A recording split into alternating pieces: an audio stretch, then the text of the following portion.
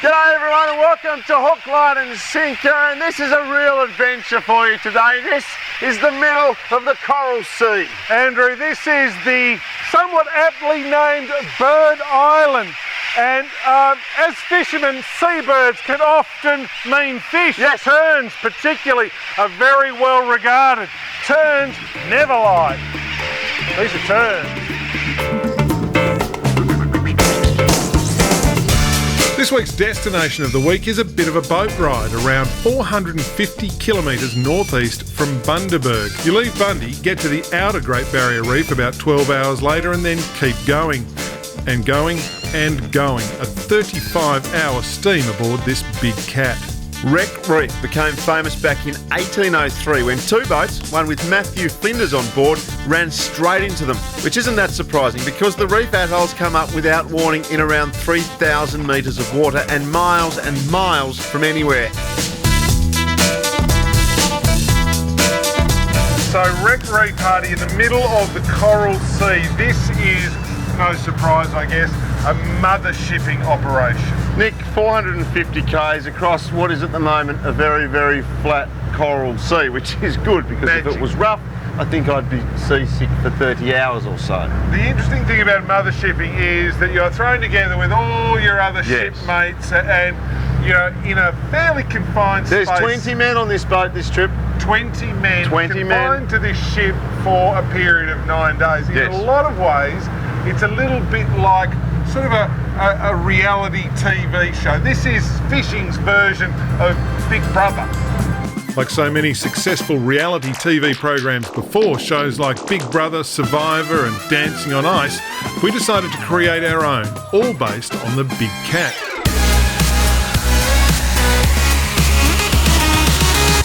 Fishmates, welcome to Big Cat Reality. So let's meet the contestants, or as I like to call them, the Fishmates. There's the boys from the bush, the Wells brothers, impoundment, barra and Murray cod fishing specialists. This is their first trip into the blue water, and it's a monster. Sean Trotter and John Carmody are young, upwardly mobile professional people, and their annual fishing trip together is an opportunity to throw off the corporate shackles and dress the same as each other every day. We'll call them women in uniform. There's the doctor, David Green, a legend of Australian fishing writing, having written over 30,000 articles on dusky flathead fishing alone. He's also the head of ER at a Gold Coast hospital, which could come in handy this far out to sea. There's our man, Troy Dicko Dix, and he's brought his boat along for the trip. It's bigger, flasher and faster than anyone else's boat, so we'll need to stay in with Dicko. Then there's Graham Willie Wilson. He actually owns Dicko's boat and Dicko and Wilson Tackle, another one to stay on the right side of. Among the others, there's fishing journo Robbie Payne, Wilson head rod builder Clint Fannin, Mike the cameraman, and of course our skipper for the trip, James McVeigh, who has plenty on his plate but looks surprisingly sprightly after the 35-hour steam. All right, so we have steamed all night, all day, all night, and now finally we see something on the horizon. James McVeigh is the skipper of Big Cat Reality, mate. Thanks very much for having us along. No worries at all. Tell us where we are. Okay, so we've finally got to the Wreck Reef group. Yep. It's quite a large group, about 10 mile across, but where we're going to work today is the most western part of it, and it's made up of 3 reefs, and we're going to move in between them and anchor right in the centre. And at the moment we've got high tide. So as the tide goes out today, it'll actually give us even more protection. It should be a great day. Mate, it looks fantastic, fascinating. This is just the sort of start of Wreck Reef, and I suspect we're going to catch some fish. We did last time, I'm sure we will again. Let's get those boats in the water. No worries.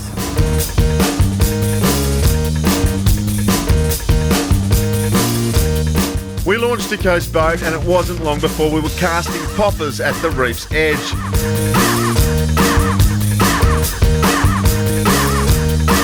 And it didn't take long. Up him, Andrew. First fish on the board within a few casts. Wreck Reef was living up to its reputation. Oh, good fish, good fish. Yeah! Oh! All right, so we have endured, no, we haven't endured, but we have gotten through 30 hours of sort of cruising, I guess you'd call it, cruising on the Big Cat to get us out here to Wreck Reef. Oh! Whoa! And I have been wrecked on Wreck Reef like Matthew Flinders before me. That was a sizable giant trevally. I think we saw the take. Righto, there might be some big fish out here, Hardy. Some big non-stoppers.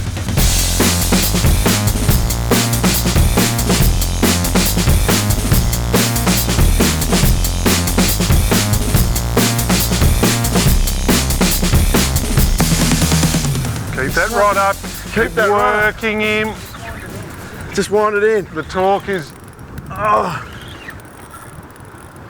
that's got to be a GT, doesn't it? Or not? I don't Heavy know. drag. If it's a trout, it's a monster. I just got a glimpse of it when it turned on the lure, and I just thought it's a little bit of crimson. It might be my failing eyesight. No, I think it is. It's a trout. A big trout, a huge trout. My biggest trout I've ever caught, I'm saying. Easily my biggest trout. How about that? Have a look at that. Coral trout. Or maybe it's not the biggest I've ever caught. Maybe I'm going a bit overboard. It's a big fish. It's a beautiful big fish. He gave a very good account for himself on big GT gear. There's the lure that did the damage. A common catch on stick baits. They are, mate, especially right up on those shallows there where we were. But he actually come off one of those deeper holes inside he did. there. So That's fantastic. Just a little bit of variety in between your huge GTs the size of buses. Good. It wasn't even lunchtime, and there were a few reports coming in from fish mates that the action was hot trolling lures a little further out from the reef, so we thought we'd give it a go. It's on! Oh, it's a big fish too. It's a big fish too.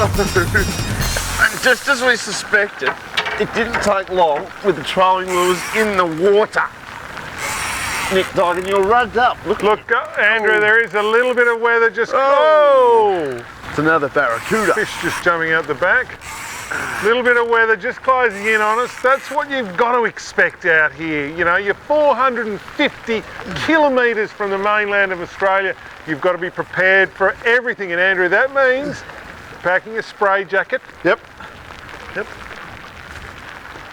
Nah, it'd be a good idea, wouldn't it? You haven't done it, have you? Nope. Haven't really packed anything, I have mean, you come to Queensland, perfect one day, brilliant the next, raining the next week. And blowing. And blowing. 30 knots. Oh, and there you go. Just a pretty solid, sizable barracuda that we will release. But I think we can do better than the barracuda. I think we can do much better than that. They're good fish though. They're vicious fish. I wouldn't like to be swimming. I might as well be swimming because I'm quite wet as it is.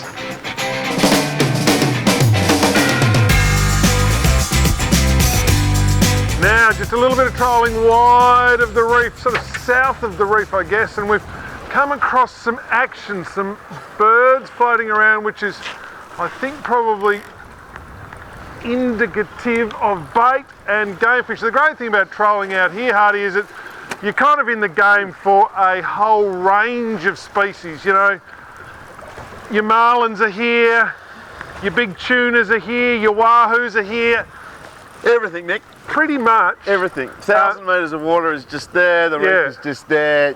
2,000 metres of water just everything. there. There are blue marlin, black marlin, striped marlin, yellowfin tuna, dogtooth tuna, wahoo closer to the reef. It's just an insane place to troll some lures. It really is, and so you come out here with your heart in your mouth, but with reasonable degree of confidence. Dicko's also just been keeping it quiet. He's on as well down here. Oh, well done, Troy. What have you got? little yellowfin. Little yellowfin, fantastic.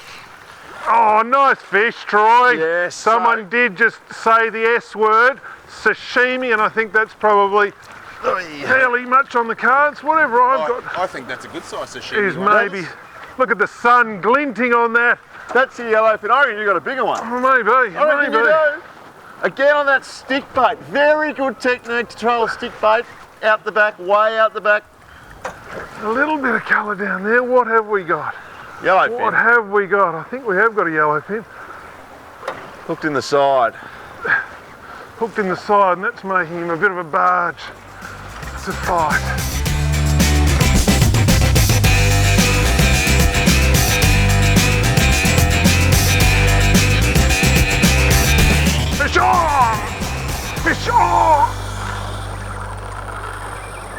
That was a big hit. That was a big splash out the back, wasn't it? What a big flash out the back.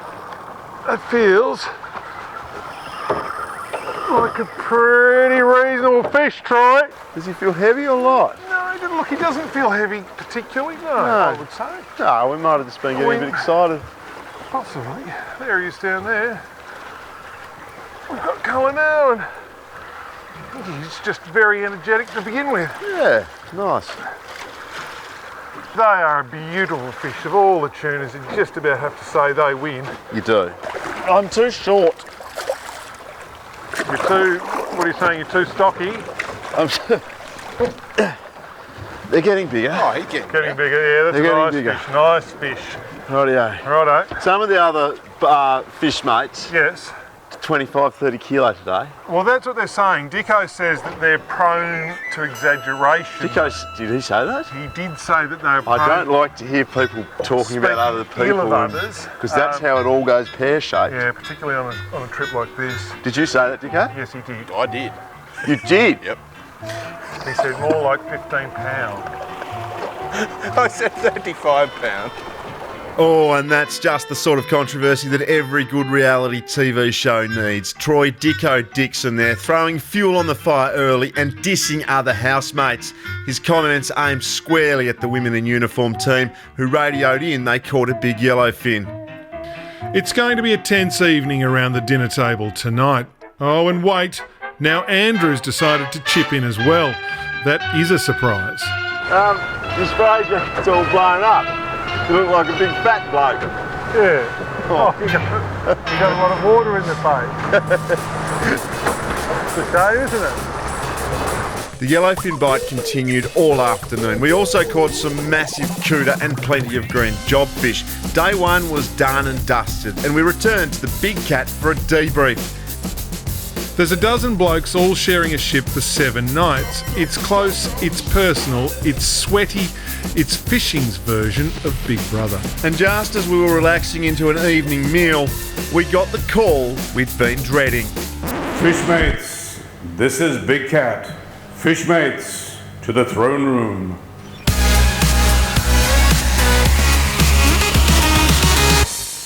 First thing Big Cat wanted to discuss, the evening's earlier dinner conversation, and it seems it didn't go well for Hart. Okay, so tonight was a real problem, a real brand damager for hook, line and sinker. Dr. David Green's told a story about the sea eagle being the most ferocious marine bird species in which anglers can tackle with. Andrew then countered with the fairy penguin. Yeah, no, this was a disaster. We'd just gone through a story of a ravenous white-breasted sea eagle attached to my mate's wrist. And then that went quite well, it was quite funny. Then it was Andrew's turn. The fairy penguins that apparently ravaged some South Australian football and skinned his whole arms. A penguin's got a beak like this long. That's all it's got. This long. How can it be? Andrew's penguin story was a bit of a handful, what I can remember. The penguin story was perhaps one of the most uncomfortable moments I've ever seen. I missed the penguin story, but when I came back to the bar, it was like a death in the family. It was just... It's hard to be funny all of the time. Sometimes you do a bad story and that's just the way it goes. And I didn't expect everybody to catch on to it and everyone to talk about it. Anyway, there's more fairy penguins in the world than there are sea eagles. And that's saying something.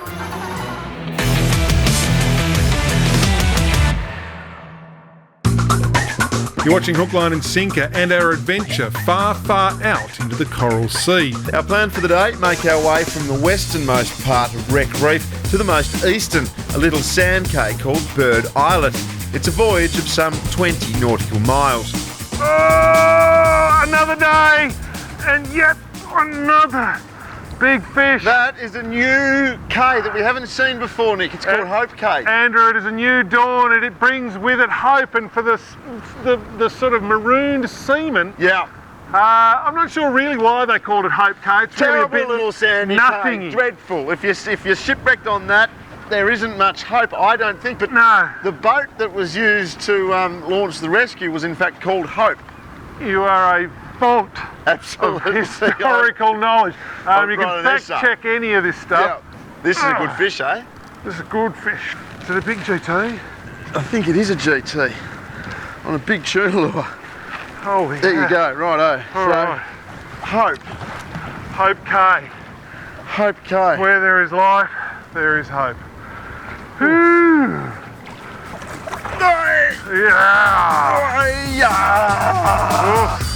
There we go. Right. No wonder it had a bit of a go. Yeah. The lures went back in and we didn't have to wait for long. Oh, I see. This might be something unstoppable. No, that's good. Stop it, Andrew. Unstoppable. We need you to stop it.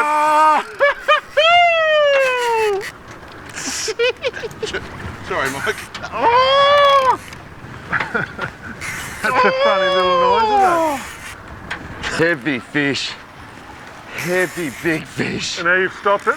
Oh, yeah, mate, I've got him, basically. All right, well done. Yeah, it's a doggy. Look at that. Oh. That's why it had a big first run. These things are animals with the pelagic Z in its mouth like a cigar. And that is only a very, very modest sized doggy. What happened to you? I have been bitten off. Bitten off. Oh, no, he's not too bad. No, he's a nice fish, mate. No, he's not too bad. Down, we'll get the hooks out of him and hold him up. The dog pound. There you go, that's a pelagic Z, straight out of the box. Straight out of the box. I've seen you sort of tampering with these and putting on, single hooks and bigger trebles, but this one you haven't touched. Nah, straight out of the box, that one. Do they come all scratched up like that, or? No, that's what these things do. Look at that. He's unbelievable. Look at the teeth on that sucker. Have a look at that for a fish, eh? That is one mean fighting machine, isn't it? They are just a fantastic fish. That's just outstanding. It seems we'd stumbled across the dog pound. I mean, it's not a terrible fish by any stretch. It's just not. I think we should have a jig. Oh, What do you reckon? I've just been done. The dogs are here. Let's try jigging them. All right. Jig we did, and there were big doggies down there just waiting to wipe us out. Yo! Push on! Can't stop it. Yes, I can. Oh no, can't stop it. Can't stop it. You said you got to stop it. Oh, that was my big doggy. Couldn't stop it. Let the dogs out!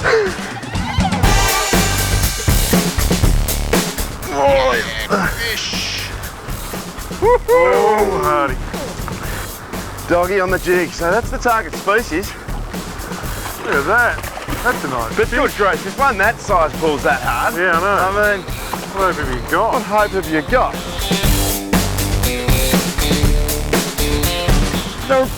Don't you go there. I've got you on a lead, boy. You're a good boy. Ah. Even fishmate Graham Willie Wilson hooking some big beast, although judging by his reaction, he wished he didn't. Ah, you idiot! Yeah, Willie. That's the biggest GT for me. Our arms were sore and we were buggered, and it was only just after lunch, but the weather was getting worse, so we bashed our way back to the Big Cat and back to our fellow contestants. Big Cat was waiting for us. Fish mates, this is Big Cat. Fish mates, to the throne room. The topic of conversation this round, the fact that Nick Dygan, for the first time in his life, got seasick to the point of throwing up.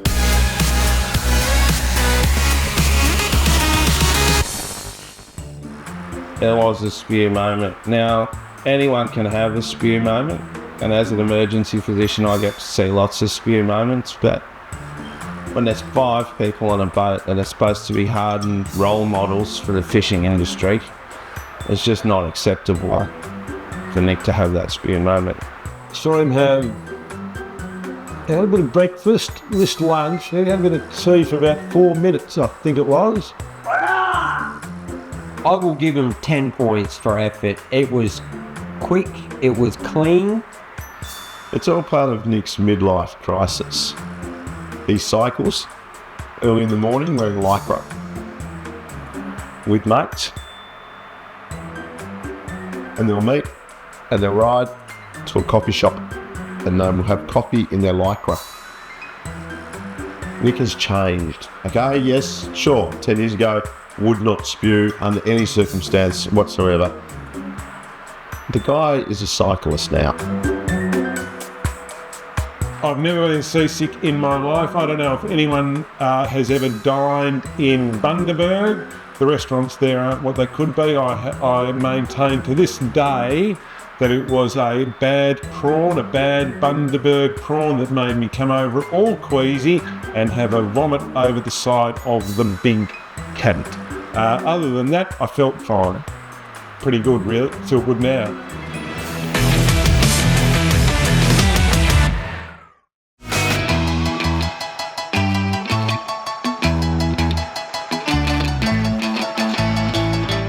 Now I want you to imagine for a moment, if you will, Andrew, that you are stuck, marooned on a desert island. What are you going to do?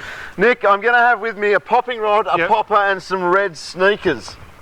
You've been shopping unsupervised again, haven't you? Yep, but I'd have all this with me and I'd cast out there and I'd catch fish. All right, this is everything you ever need to know in case you get marooned.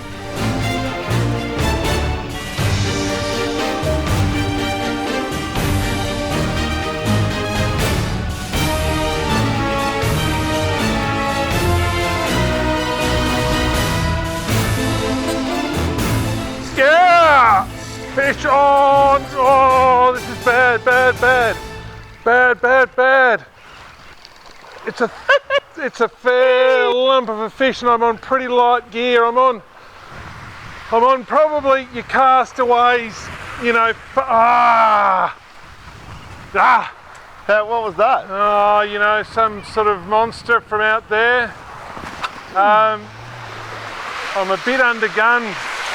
All I was able to salvage from the wreck was my sort of 4,000 size spin stick, and in this part of the world that might prove to be a little bit limiting.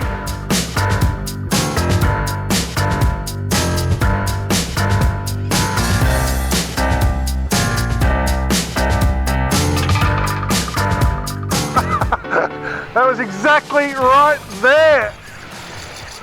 Whatever this fish is, followed him all the way in my little skip boat and sort of thought about, yeah. And then right at the very last minute, I just gave it a little bit of a twitch and smack right at my feet. And this looks like a little sort of GT type, Trevally type thing. Oh, have a look at that for a pretty fish. I know. You're going to have to eat his eyes, you know that. Eat his eyes? Yeah, that's what you do, isn't it? When you're marooned? Yeah. No, I think you suck his eyes. More your shipmate. Look at that. I know. That's your blue spot trevally. But he came from exactly right here. And that's whence he go. Wow. And this is, you know, a desert island, Hardy, is an interesting place in and of itself. Bird Island, we're on, which is 450 k's off the Australian mainland. Yep. Part of the Wreck Reef system. Yep. And this was home. This place here was home to my favourite explorer, Matthew Flinders. Yes. For a period of 8 weeks or something. Yeah. And his men stayed for a bit longer, didn't they? Yeah, you know, more like 100 days. 100 days, yeah. Yeah. And this is what Matthew used to do. He was an avid popper fisher. Popper fish, stick baits and poppers, yeah, that's what they used to like. If you read his journal, it's all full of stick baits and poppers. That's probably not strictly true, but this is one of the great places anywhere on Earth for land-based popper fishing, and we amused ourselves for hours. All right, Hardy, that looks more serious. Big fish, Nick, big fish. Big fish on the... There's a few here if you want to have a cast. Sorry? There's a few here if you want to have a cast. Yeah, I'll have a cast. I don't know how I'll go, but I'm not sure I'll catch this one. we've been circumnavigating the island and we've just come to the windward shore. Looks pretty good. Need to keep his head up somehow. Come back this way. There we go. You've landed him. I'll serve him over here. Into the calmer water. Into the calmer water. Oh, that's a big fish off there, isn't it? That's good fun off there, isn't it? Yeah, just off this little rock platform out there. Oh, no. All right, now, I don't know, but there's not too much better in fishing. There really is not, because that's a big, strong, hard-fighting fish to catch off the rocks just there. Yeah. It's pretty good, that. I know, it's really good. You know, off he goes. That is as good. Being cast away, there, you know, as you've mentioned, there are bad things about it. Yeah, but well, seriously, like I'll have to probably eat you at some point. Yeah. Might as well have another cast though, while we're still talking. Righto.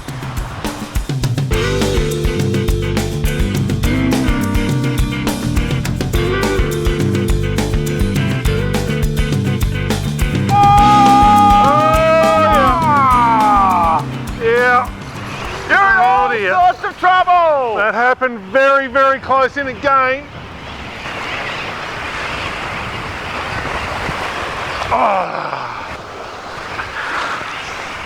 It was always going to happen that way, but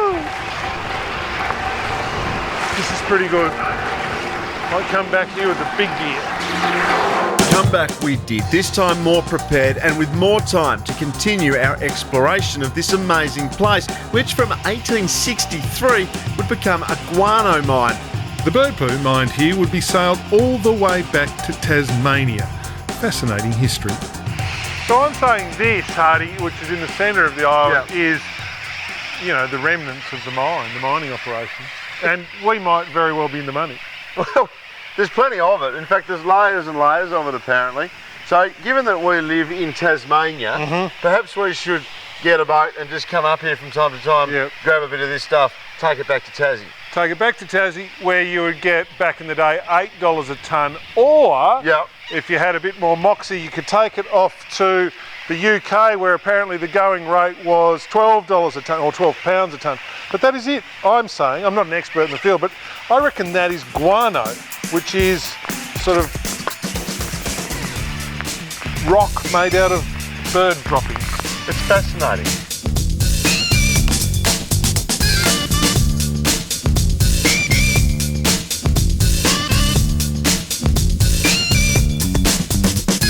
Yes, that's a solidish fish out there. I've upsized my gear a little bit. But a nice, very satisfying surface strike on a stick bait. Just sort of using a few, you know, lifts of the rod to imply a little bit of action. That is so enjoyable. So enjoyable. We haven't got him yet, and there's still a little line out, but I have got substantially heavier gear, as mentioned. Feeling like we're in control here. Just wander back up onto the beach. Alright, so. Well done, Nick Digan. Oh, that's so good, Hardy. That is so good. He was a long, long way out. He really was. And if there is one thing about a stick bait, yes, is that they cast. Especially when you've got 25 knots of breeze behind you, they cast a long way. That's a nice little GT. That's about perfect. Perfect size. Perfect size. Manageable. Relatively easily manageable, that fish. Yeah. And I'll find a place to put this down. Unless you hook it on a fly. Yeah, yes, that would be quite a fish on a fly rod. Yeah. That's exactly what I attempted to do.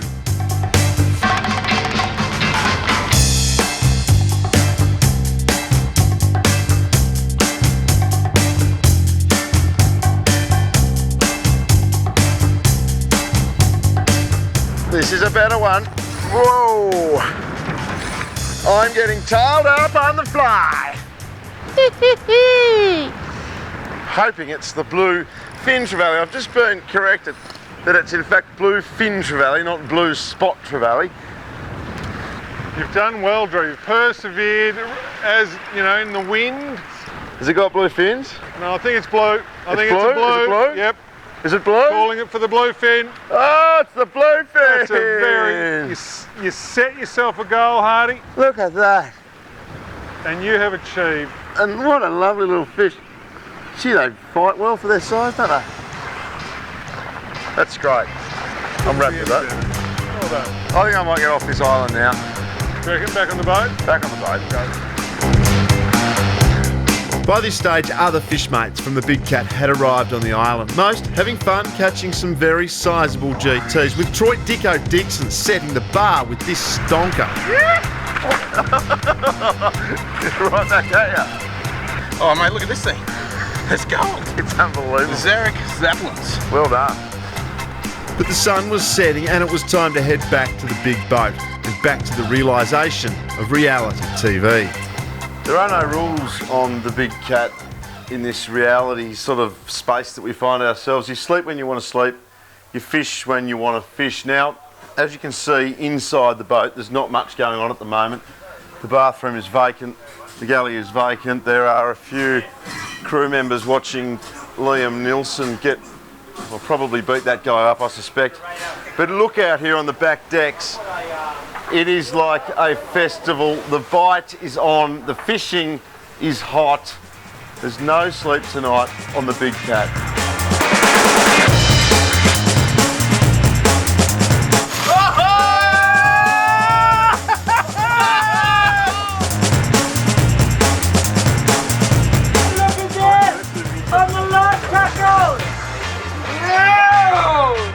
This is what mothershipping in the Coral Sea is all about. No matter the time of day, you can always wet a line. Fish on! Oh, you're up there. Big eye trevally, beautiful.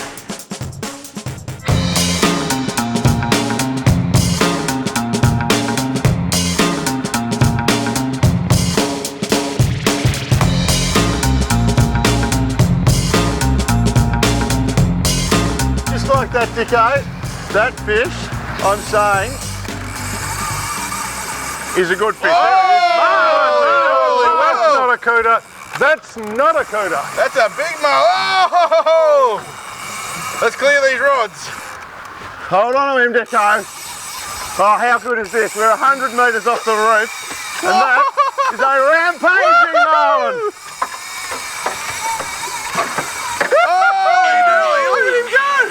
That's all I wanted.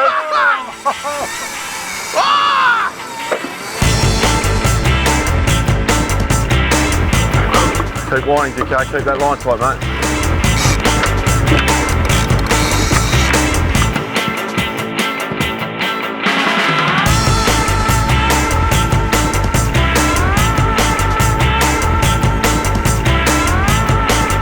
Righto, we're on the wheel, giving chase to a big marlin on the Coral Sea, and it has to be said that this is a pretty good spot. It's been a quiet morning, but crikey, eh? This is the payoff, isn't it? This is the payoff, the Coral Sea payoff for your quiet morning for having. Oh, this fish honestly is just going crazy.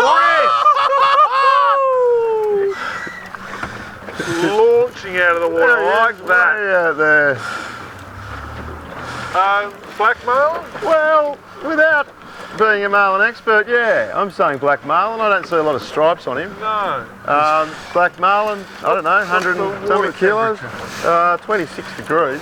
Okay. So there's been sailfish caught today already. Yes. We know there's big blue marlin around here. Yes. And look, I reckon this is a black, yeah, right in hard on the edge there. So you've got reef, and then you've sort of got cooter, and then you've got the continental shelf, all within about 100 metres of each other, and so we just sort of sticking on that sort of drop where it goes from kind of 40 metres to the bottom of the world.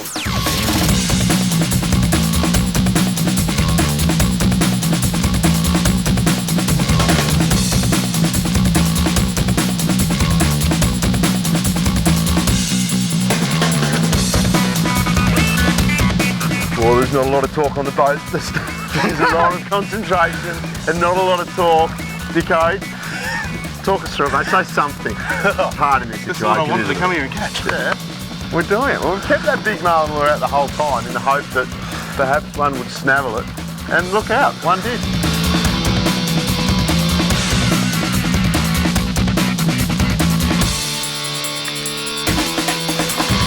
Big black marlin. Right. Well, there you go, Dicko. There's your fish. There's your fish, Dicko. That's a fair effort, old man. The marlin was a bit puffed after an epic fight, so we swam the big fish beside the boat for a few minutes to get its mojo back. Oh, yeah. I'm not even holding him now, he's just moving with us. See you later, mate. See you later. We weren't the only ones to land something with a bill. There were a couple of sailfish caught and plenty more hooks. Wahoo to 40 kilos, dogtooth to 50, and heaps of big yellowfin kept fish mates on their toes for the next few days. It was the trip of a lifetime, and there was a lot of love on board the Big Cat and between fish mates.